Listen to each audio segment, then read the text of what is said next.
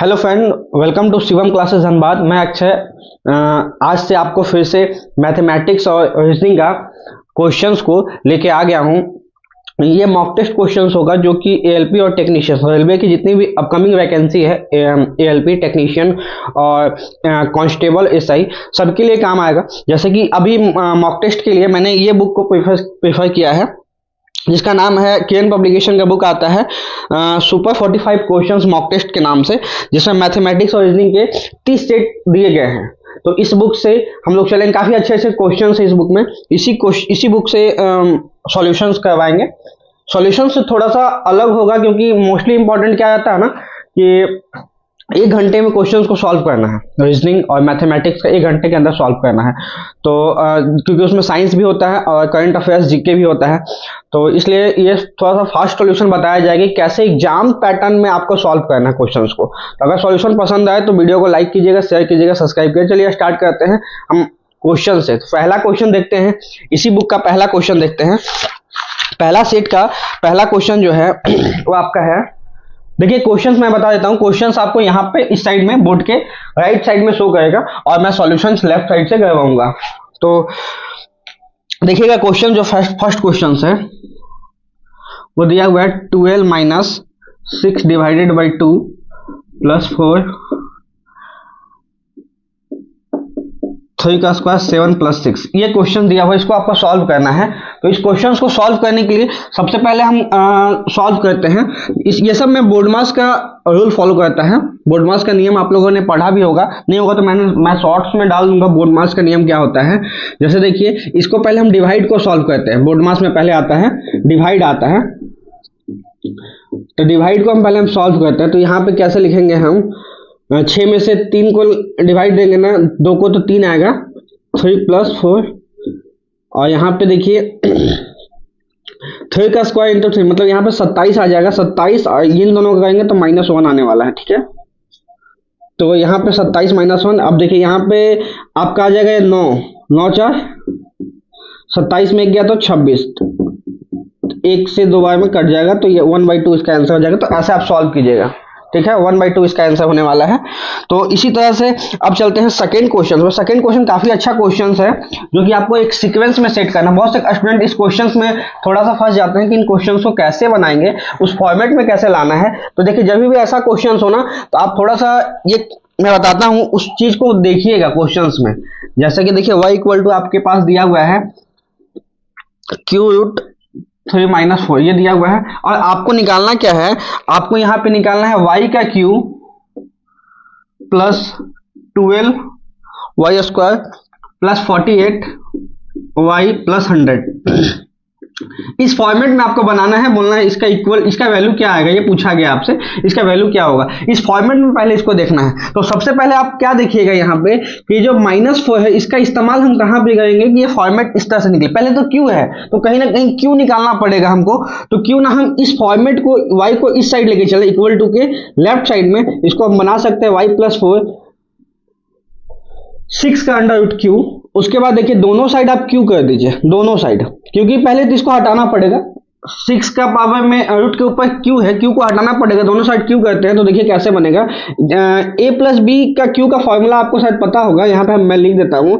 a + b का q का formula क्या होता है, aq + bq plus 3a² b plus 3ab², ये फॉर्मूला होता है।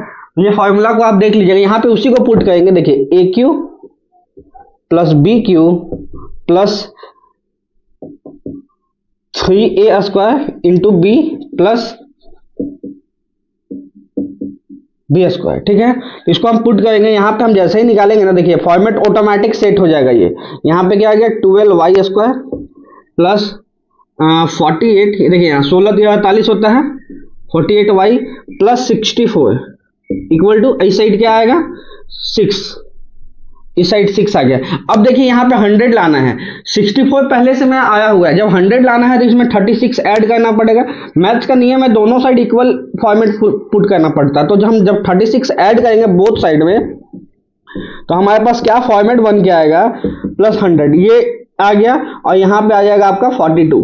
तो हमको, मेरे को देखिए यही निकालना था कि ये वाला फॉर्मेट आपको निकालना था जो कि किसका इक्वल है, 42 का इक्वल है। तो आप इसको ऐसे बना सकते हैं, दोनों साइड 36 जैसे ही ऐड करेंगे ना तो ये फॉर्मेट कंप्लीट हो जाएगा। तो आप इस क्वेश्चन को ऐसे बनाइएगा। तो चलिए चलते हैं हम नेक्स्ट क्वेश्चन पे। देख लीजिए, अगर स्क्रीनशॉट लेना है तो आप ले सकते हैं इसका स्क्रीनशॉट, ठीक है। अब चलते हैं नेक्स्ट क्वेश्चन पे। नेक्स्ट जो क्वेश्चन है वो भी क्वेश्चन है आपका दिया हुआ है, y का जो वैल्यू है y into 2/3 equal to z into 8/15, ये आपके पास दिया हुआ है और आपसे फाइनली पूछा गया है y का अनुपात z के साथ क्या होगा। y का अनुपात z के साथ क्या होगा ये पूछा गया। देखिए फर्स्टली इस क्वेश्चन में हम देखेंगे कि y का वैल्यू और z का वैल्यू दोनों इक्वल दिया, मतलब इक्वल टू के साथ कोई कांस्टेंट वैल्यू दिया गया है और आपसे अनुपात में पूछा गया है। तो सबसे पहले हम अनुपात में कन्वर्ट कर लेंगे इसको। पहले जो जो कटने वाला टर्म है इसको सिंप्लीफाई करेंगे, छोटा करते हैं। तो पहले कटने वाला टर्म कौन कौन है, ये देखिए 4 टाइम में चला जाएगा, ये 5 टाइम में चला गया, ठीक है। अब देखिए क्या यहाँ पे क्या है हमारे पास आया 4:5। अब देखिए y का z से अनुपात पूछा गया था जो कि क्या आ गया 4:5। तो ऐसे आप छोटा कर लीजिएगा, छोटा कर जितना ज्यादा जो भी एलिमेंट है इक्वेशंस को जितना भी शॉर्ट कीजिएगा ना उतना ज्यादा आपके लिए आसान बन जाएगा। तो सबसे आसान तरीका यही हो गया इस क्वेश्चंस को बनाने का। इस क्वेश्चंस का स्क्रीनशॉट ले लीजिए, कोई भी इश्यू होगा तो आप कमेंट में बताइएगा नहीं समझ में आया गया क्या हुआ। ऐसा शॉर्टकट तरीका यही है क्योंकि टाइम भी बचाना है एग्जाम में, तो आप ऐसे बनाइएगा। चलिए अब चलते हैं नेक्स्ट क्वेश्चन पे। नेक्स्ट जो क्वेश्चन है आपका वो भी सिंप्लीफाई करने के क्वेश्चन है। देखिए रेलवे में उतना हार्ड क्वेश्चंस नहीं आते हैं, क्वेश्चंस काफी इजी आते हैं, बट थोड़ा सा उसमें यूनिक कॉन्सेप्ट लगाना पड़ेगा क्योंकि क्वेश्चंस काफी मतलब सॉल्यूशन छोटा होता है बट क्वेश्चन बहुत लंबा लंबा होता है। तो इन चीजों को आप ध्यान रखिएगा कि रेलवे का जो फॉर्म है इन पैटर्न का फॉलो करता है। जैसे देखिए 4th नंबर का क्वेश्चन है 1 - 4 डिवाइड बाई 5 -1 × 3 + 2, ये कंप्लीट 8 से मल्टीप्लाई है, डिवाइडेड बाई 3 का स्क्वायर इंटू 8 -4 × 2। अब देखिए यहाँ पे ये पैटर्न है, इस पैटर्न को हम सॉल्व कैसे करेंगे। सबसे पहले देखिए जैसा कि मैंने बोला कि बोर्ड मास को पहले सॉल्व करते हैं। इस क्वेश्चन को आप लोगों ने बहुत बनाए होंगे तो मिस्टेक होने का चांसेस ज्यादा है, तो इसको हम कैसे सही अच्छे वे से सॉल्व करेंगे वो चीज देखिएगा। पहले देखिए हम इसको लिख कैसे सकते हैं।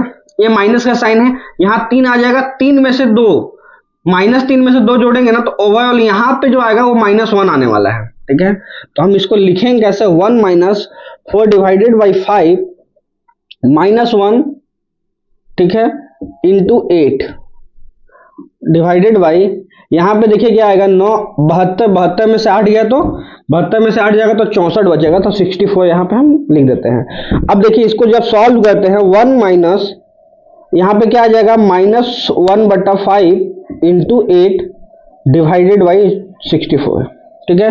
अब माइनस को बाहर लाके प्लस कर देते, तो ओवरऑल इक्वेशन को प्लस करते हैं 1 प्लस यहाँ पे क्या लिख सकते हैं 8 डिवाइडेड बाई यहाँ पे 5 से मल्टीप्लाई कर 320 लिख सकते हैं, ठीक है। अब देखिए यहाँ पे 320 और 8 328/320। अब बस हमको बस इस इक्वेशन को काटना रहेगा। तो आप ये देखिए ये इक्वेशन 8 से टोटली जाए, 8 से कितने बार में जाए 8 चौक 32 40 बार में, ये जाए 41 बार में। तो बड़े टर्म से काटिएगा आसानी, कैसे देखेंगे हम कि बड़े टर्म से कौन सा बड़ा टर्म कट रहा है।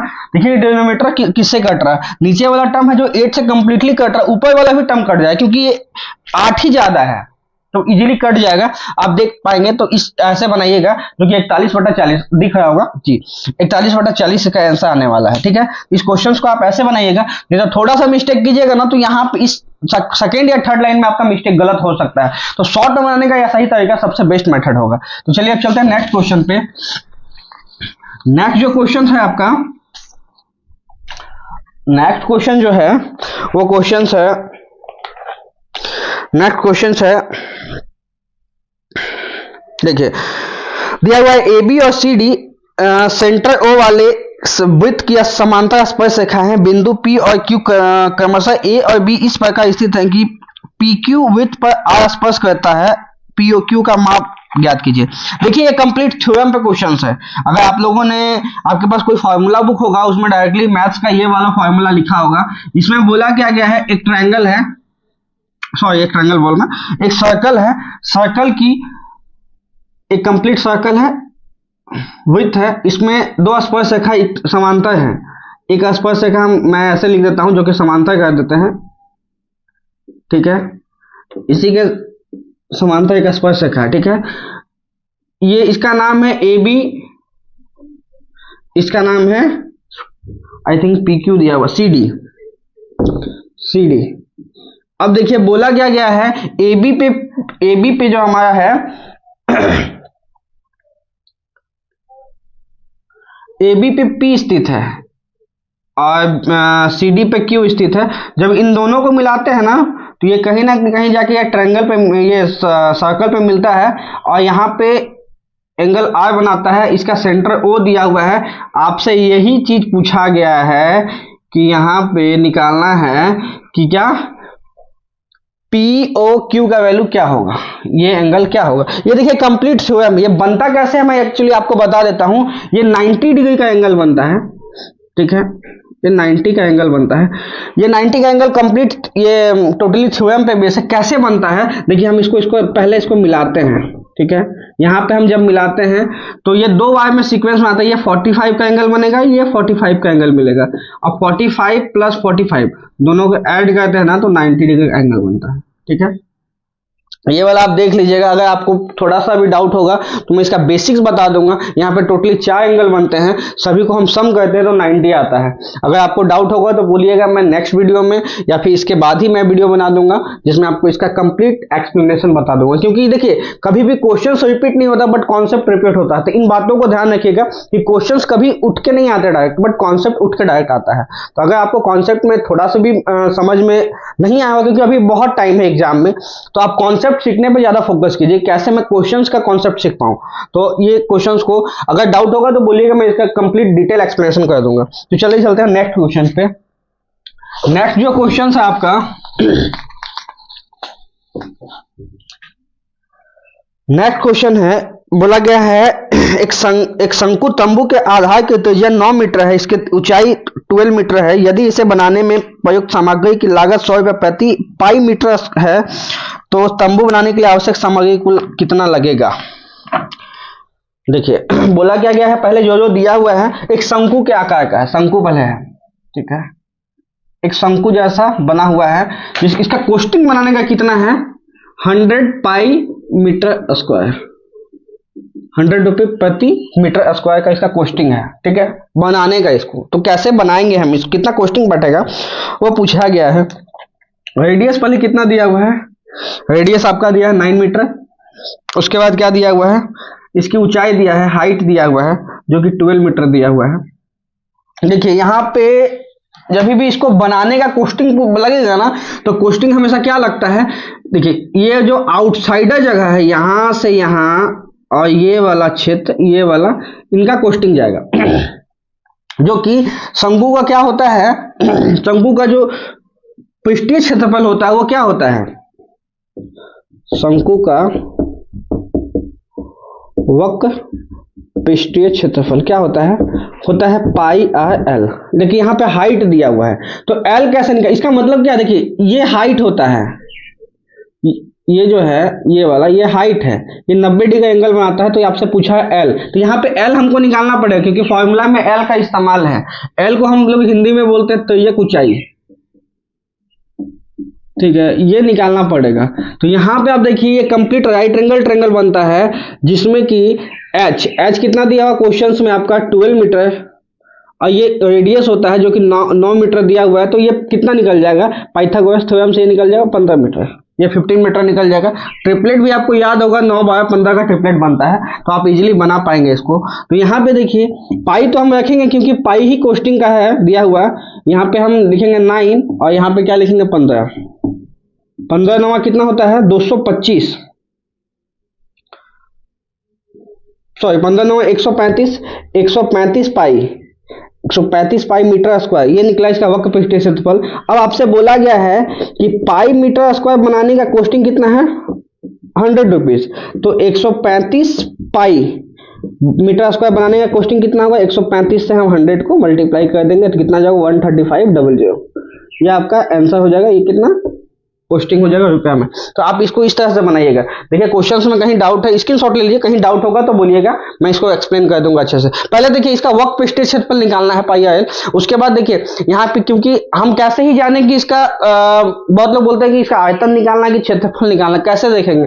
देखिए ये कैसे देखेंगे, इसका कोस्टिंग किस में दिया हुआ, कोस्टिंग का यूनिट क्या है, क्षेत्रफल का यूनिट है, क्योंकि स्क्वायर में लिखा हुआ। अगर क्यू होता तो आयतन निकालते हैं। इस तरह से आप इसी से हिंट निकाल सकते हैं क्वेश्चन से ही, कि अगर स्क्वायर में है तो आपको क्षेत्रफल निकालना, क्यू में होता तो आयतन निकाल के हम उससे मल्टीप्लाई करते हैं। तो इस क्वेश्चन को आप ऐसे बनाइएगा, ये सबसे बेस्ट मेथड है। स्क्रीनशॉट लेना तो आप स्क्रीनशॉट ले सकते हैं। चलिए अब चलते हैं नेक्स्ट क्वेश्चन पे। नेक्स्ट जो क्वेश्चन है आपका, नेक्स्ट जो क्वेश्चन है वो भी समचतुर्भुज का क्वेश्चन है।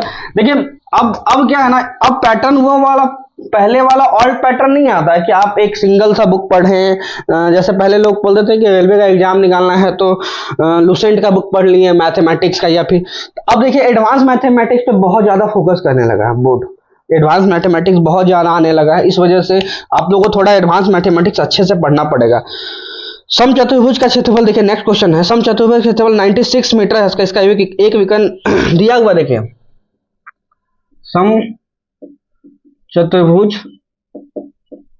का क्षेत्रफल कितना लिखा हुआ है, 96 सेंटीमीटर स्क्वायर लिखा हुआ है, ठीक है। और आपके पास इसका एक डायमीटर, विकर्ण इसको हिंदी में बोलते हैं, इंग्लिश में डाया बोलते हैं, इसका दिया हुआ है, क्या दिया हुआ है, 16 सेंटीमीटर। आपसे पूछा गया है इसकी भुजा की लंबाई क्या होगा। पहले समचतुर्भुज हम पहले बना लेते हैं,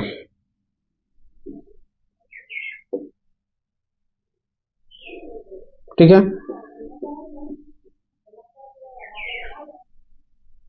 देखिए समचतुर्भुज का क्या होता है कि समचतुर्भुज का जो डायमीटर होता है ना, हमेशा 90 डिग्री एंगल पे कट करता है, ठीक है। तो एक डायमीटर आपका 16, ये 16 दिया हुआ है, तो आधा इसका कितना होगा, यहां से यहां 8 होगा, यहां से यहां 8 होगा। दूसरा डाया निकालेंगे। पहले इसका समचतुर्भुज का क्षेत्रफल होता क्या है, समचतुर्भुज का क्षेत्रफल क्या होता है, 1/2 दोनों विकर्ण का मल्टीपल, डाया 1 इंटू डाया 2 का मल्टीपल होता है, ठीक है। समचतुर्भुज क्षेत्रफल कितना 96 दिया हुआ है, 1/2 एक का डाया दिया हुआ 16, दूसरा डाया हमको निकालना है, ठीक है। तो यहां से काट लीजिए, 8 बाय में जाएगा, ये जाएगा 12 बाय में, 96 होता है। तो डाया 2 आ गया कितना 12। जब डाया 2 कंप्लीट, ये डाया ये वाला देखिएगा, ध्यान से फिगर में देखिएगा, ये वाला कंप्लीट डाया कितना दिया है, 12 दिया हुआ है, तो ये आधा डाया कितना होगा 6 का, ठीक है। अब देखिए यहाँ पे क्या फिगर हमारे पास बन के आया है, ये फिगर बन के आया है, यहाँ पे 90 डिग्री एंगल है, ये 8 है, ये 6 है, तो भुजा ये है कंप्लीट, नीचे वाला कंप्लीट भुजा है, देखिए यही भुजा है, इसी को हम छोटे फिगर में हम लोगों ने एक्सप्लेन किया है। तो 6 8, तो ये सबसे बड़ी भुजा कौन सी होता है, हाइपोटेनियस इसको बोलते हैं कर्ण। तो 6 8 का ट्रिपलेट किसके साथ बनता है, 6 8 10, ये 10 बनेगा, तो इसका भुजा कितना हो जाएगा, a = 10 सेंटीमीटर। देखिए आप यहां से बनाइएगा 10, ये ट्रिपलेट्स बन जाएगा, 6 8 10 का ट्रिपलेट बनता है, तो भुजा हो जाएगा 10 सेंटीमीटर, ठीक है। तो इस तरह से आप इसको भुजा निकाल सकते हैं। तो चलिए इसको स्क्रीनशॉट लेना तो आप ले सकते हैं स्क्रीनशॉट। अगर समझ में नहीं आया तो वीडियो को वापस से देखिएगा, तो आपको इजीली समझ में आया कि मैंने कैसे इसको बनाया है इजी वे में। तो अब चलिए चलते हैं नेक्स्ट क्वेश्चन पे। नेक्स्ट क्वेश्चन जो है हाइट एंड डिस्टेंस का क्वेश्चन है। हाइट एंड डिस्टेंस का काफी अच्छा क्वेश्चन है, थोड़ा सा मतलब देखिए लंबा क्वेश्चन, बहुत लंबा क्वेश्चन, पर बनेगा बहुत आसानी से। समान ऊंचाई की दो वॉल है जो एक सड़क के दूसरी ओर है, जो 100 मीटर चौड़ी है, सड़क है जो 100 मीटर चौड़ी है। सड़क पर एक बिंदु पर दो सीढ़ियां या दो दीवारों के बीच इस तरह से हैं कि वे बिंदुओं से ऊंचाई के दो कोनों को 60 डिग्री और 30 डिग्री पर अंकित करती है। तो लंबी सीढ़ी की लंबाई पूछा गया है, ये बात का ध्यान रखिएगा। बहुत लोग यहाँ छोटी सीढ़ी का लंबाई, लंबी सीढ़ी का लंबाई, क्वेश्चन आपको यहाँ पे देख रहा होगा, आप 2-3 बार पढ़ सकते हैं क्वेश्चन को। तो चलिए चलते हैं इसको कैसे बनाएंगे। बोला गया है कि सीढ़ी के दूसरे साइड में इक्वल वाल है, वाल जो है इक्वल है, और वाल के एक ही पॉइंट पे एक 60 डिग्री का एंगल बनता है, एक 30 का बनता है। ये देखिए ये दोनों हाइट, ये दोनों सीढ़ी का लंबाई होना ये डिफरेंट होगा, ये डिफरेंट क्यों होगा? क्योंकि एंगल जैसे बनेगा ना तो ये डिफरेंट हो जाएगा। अगर आपको डिफरेंट नहीं दिखा, डिफरेंट तो दिखा, ये छोटा है ये बड़ा है, लंबी सीढ़ी की लंबाई ये हो जाएगा। ठीक है, तो कैसे निकालेंगे इसका? देखिए लंबी सीढ़ी की लंबाई कैसे निकालेंगे? लंबी सीढ़ी लंबाई निकालने के लिए हम क्या क्या दिया हुआ है, 100 मीटर टोटल, इसका लेंथ कितना है, 100 मीटर। ठीक है, 100 मीटर इसका लेंथ है। अब आपसे यहाँ पे हम देखिए, जैसा कि मैंने हाइट एंड डिस्टेंस में बताया था कि जब भी हाइट एंड डिस्टेंस का क्वेश्चन सॉल्व कीजिए 30, 60, 90, जब इसका एंगल बने तो हाइट एंड डिस्टेंस में एंगल फिक्स है। इसको पहले नोट कर लीजिएगा बहुत अच्छे से, अगर दिख रहा तो नोट कर लीजिएगा। 30 के सामने हमेशा 1 बनता है और 60 ये वैल्यू है, 60 के सामने हमेशा √3 बनता है, 90 के सामने 2 बनता है। 60 के सामने √3, यहां बनेगा 30, यहां 30 है तो यहां बनेगा 60, तो 30 के सामने 1, 90 के सामने 2, यहां भी 90, 90 के सामने 2, 60 के सामने √3, 30 के सामने 1। बट देखिए ये दोनों का, ये दोनों क्या है, वाल है, वाल का लेंथ इक्वल है, यहाँ √3 है यहाँ 1 है, ऐसा तो हो नहीं सकता है, तो √3 ही हम लिखेंगे इसको। तो इस वाले फिगर में हम क्या करेंगे, √3 से मल्टीप्लाई कर देंगे सभी एंगल्स को। यहाँ पे हम √3 से मल्टीप्लाई करते हैं तो यहाँ लिख देंगे √3, यहाँ क्या आ गया, 3 आ गया। ठीक है, यहां जब √3 आ गया, यहां 3 आ गया, तो अब इसको सॉल्व कीजिए। देखिए यहां पे क्या है,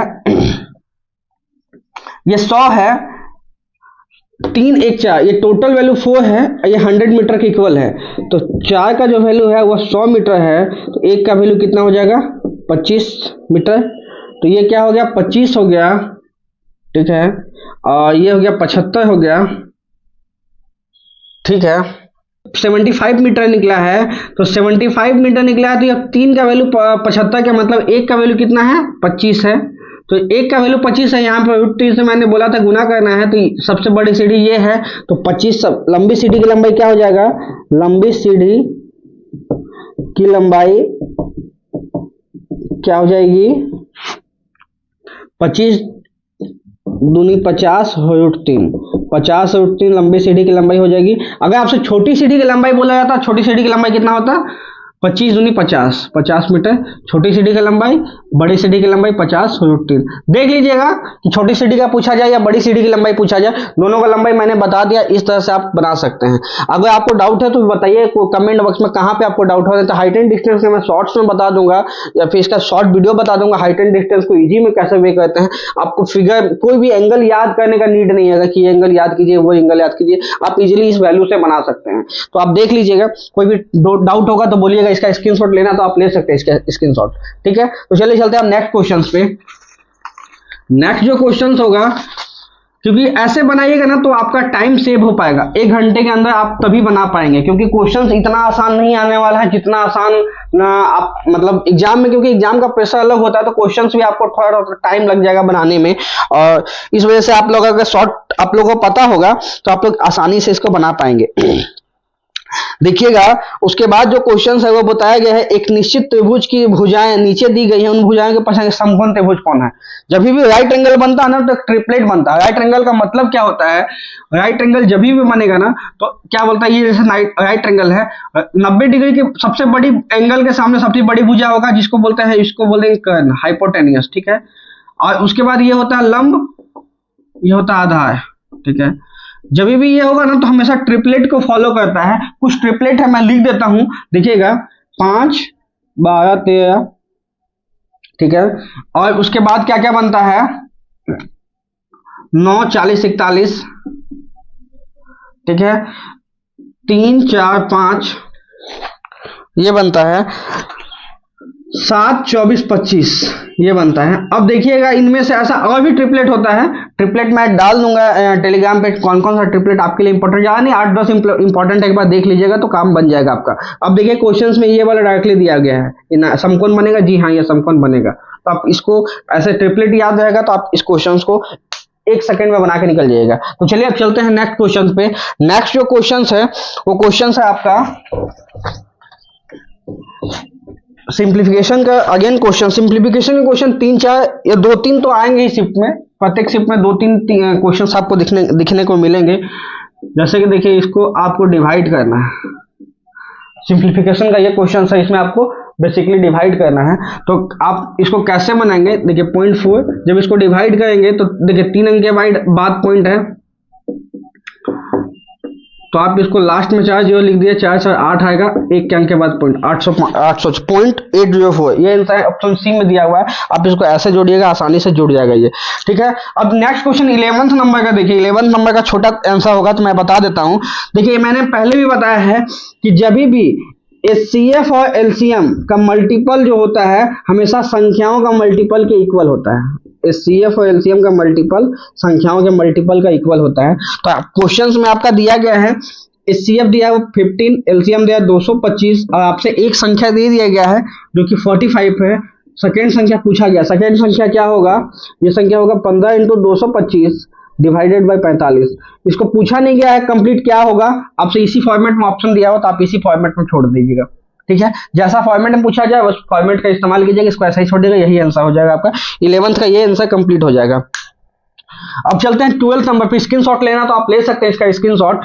तो 12th नंबर का देखिएगा, 12th का जो दिया है, यदि एक गोले की त्रिज्या को दुगना कर दिया जाए तो गोले के आयतन में क्या परिवर्तन होगा, ठीक है। नया आयतन के साथ पुराना आयतन को पूछा गया, ये फिर ध्यान रखिएगा क्वेश्चन में पूछा क्या गया है। जब इसके रेडियस को दुगना कर देंगे, पहले एक था अब दुगना कर देंगे, ये ओल्ड था ये न्यू। आयतन जब हम निकालते हैं तो आयतन क्या होता है, आयतन क्या होता है 4/3 πr², ठीक है, ये होता है। इसमें देखिए रेडियस का क्यू हम करते हैं, तो जब भी हम आयतन ही निकालेंगे ना, जब हम क्या निकालेंगे, आयतन निकालेंगे, वॉल्यूम में जाते हैं तो वॉल्यूम में बाकी सब टर्म कांस्टेंट है। डिपेंड किस पे करता है वॉल्यूम, रेडियस पे। रेडियस जैसा बढ़ेगा वॉल्यूम वैसा ही बढ़ेगा। तो वॉल्यूम देखिए, वॉल्यूम कैसे निकालेंगे, वॉल्यूम इसका भी क्यू हो जाएगा, एक का क्यू 1 हो जाएगा, 2 का क्यू कितना हो जाएगा 8 हो जाएगा, तो नया वाला वॉल्यूम का क्यू कितना हो जाएगा 8 हो जाएगा। आपसे पूछा गया है न्यू के साथ ओल्ड का, तो न्यू के साथ ओल्ड का कितना हो जाएगा 8:1 हो जाएगा। आप इसको ऐसे बना सकते हैं, ठीक है, ये सबसे आसान मेथड है, आप इसको इसी तरह से बनाइएगा, इजीली बन जाएगा। तो अब चलिए चलते हैं नेक्स्ट क्वेश्चंस पे। नेक्स्ट क्वेश्चन जो है वो दिया गया है आपका, नेक्स्ट क्वेश्चन है वह है सीआई का क्वेश्चन से बोला गया, एक निश्चित वार्षिक साधारण ब्याज की दर पर निवेशित एक धनराशि में 10 वर्ष में 75% की इंक्रीमेंट होती है। समान वार्षिक साधारण ब्याज की दर पर समान राशि में 6 वर्ष में कितने प्रतिशत की वृद्धि होगी। बोला क्या गया है कि 10 साल में 75% का इंक्रीमेंट होता है, तो मेरे को इंटरेस्ट रेट कितना मिलता है 75 मिलता है। अगर मैंने प्रिंसिपल 100 मान दिया, टाइम कितना दिया हुआ 10 साल, आप यहां से रेट निकाल सकते हैं। देखिए कैसे बनेगा, सिंपल इंटरेस्ट 75 है, फॉर्मूला क्या होता है SI = PRT / 100, ठीक है। यहाँ पे बेसिक फार्मूला से आप बनाइएगा, 100 हम यहाँ लिखेंगे, टाइम 10 लिखेंगे, रेट लिखेंगे, डिवाइडेड बाई 100। जब इसको डिवाइड करेंगे तो रेट कितना आ जाएगा 7.5%, 7.5% आ जाएगा। इसको आप 7.5% लिखिए या फिर 75/10 रहने दीजिए, ठीक है। उसके बाद आप पूछा गया 6 साल में कितना हो जाएगा। टाइम अगर 6 साल ही रखा जाए तो आपसे पूछा गया है कि सिंपल इंटरेस्ट कितना मिलेगा। प्रिंसिपल को हम सेम रखेंगे 100, तो प्रिंसिपल को आप सेम रखिए, सिंपल इंटरेस्ट कैलकुलेट करेंगे, प्रिंसिपल को 100 रखेंगे, टाइम को हम 6 साल कर देंगे, रेट ऑफ इंटरेस्ट कितना निकला था 75/10 डिवाइडेड बाई 100। 100 से 100 चला गया। अब देखिए यहाँ क्या क्या जाने वाला है, पहले 3 जाएगा, यहाँ पे 25 जाएगा, हाँ 5 से 15 या 75,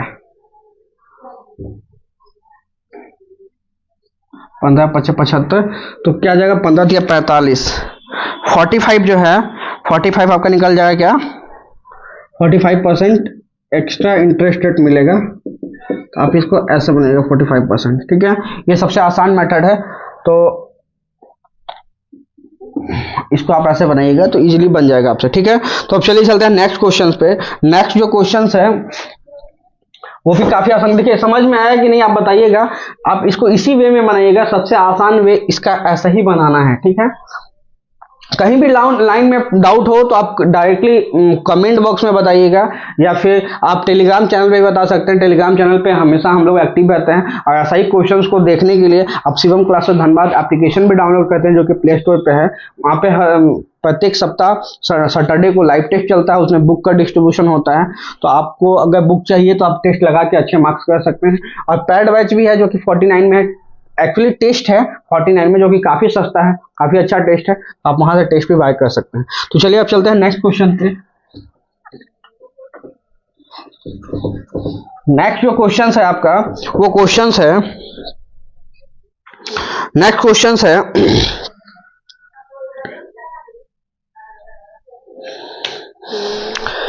दिया हुआ है, हरीश और विमल किसी काम को 20 दिन में पूरा कर सकते हैं। 15 दिन तक दोनों ने एक साथ काम किया, इसके बाद विमल ने काम छोड़ दिया। शेष काम को हरीश अकेले 10 दिन में पूरा कर लेता है। हरीश अकेला इस पूरे काम को कंप्लीट काम को कितने दिन में पूरा कर सकता है?